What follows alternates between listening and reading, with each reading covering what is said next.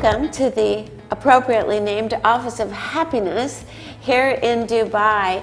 I have Stefan Behrens with me, the president of Doi Grow Middle East, who's going to share with us Project Outlook, what's changing, what's new here in the GCC, and give us a little bit of a preview around the session that Doi Grow will be sponsoring on the run-up to Breakbulk Middle East 2023. Welcome. Good morning. Thank you. Glad to be here, and thank you for having me. Oh, it's wonderful. So we were chatting for just a few minutes, and I think indeed we have reason to feel very happy and optimistic about the project outlook compared to the last few years. Tell me what that looks like from your perspective. I think it looks promising.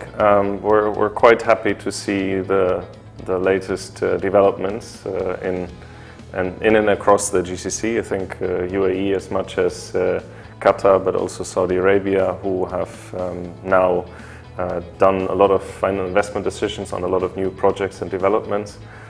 We obviously had two quite tough years coming out of Corona, but we're seeing very much the opposite now. And I think on the project logistics side, we're going to be busy for the next 4 to 5 years. Excellent. Any concerns about a recession that some analysts say, will come this year? Yeah, I think everybody talks about it right now, but I'm a believer that the Middle East will almost be excluded. I mean, there's already a few analysts saying that there won't be a recession in the Middle East, and if you look at all the investments that are happening right now across the region, then certainly doesn't seem to become a recession here in the Middle East, just because a lot of people, a lot of companies have become very, very busy with executing the projects that were planned for the last 12 to 24 months, I think. So everything moves into execution now, so I can't really see a recession for the Middle East. Well, that is more good news for everyone here in the industry and those around the world that have partnerships working on projects here. So specifically, what sectors are we seeing these new projects being approved for?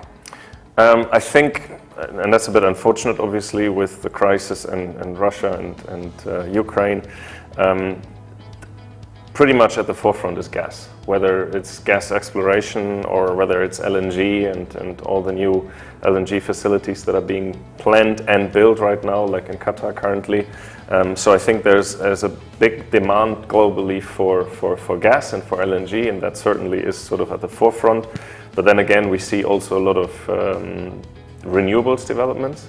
So we see wind power, solar power being pushed for here in the region. We now see for the first time hydrogen, which is becoming a more and more topic everybody likes to talk about and look into.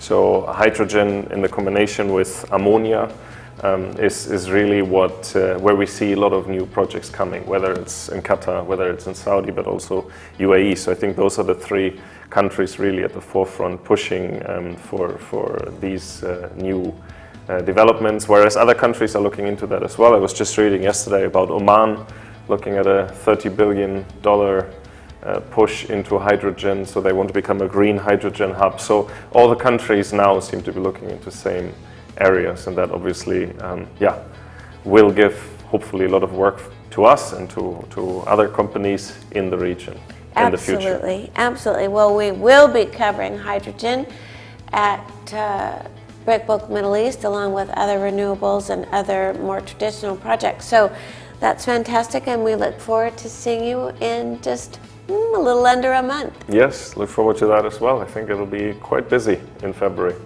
Absolutely.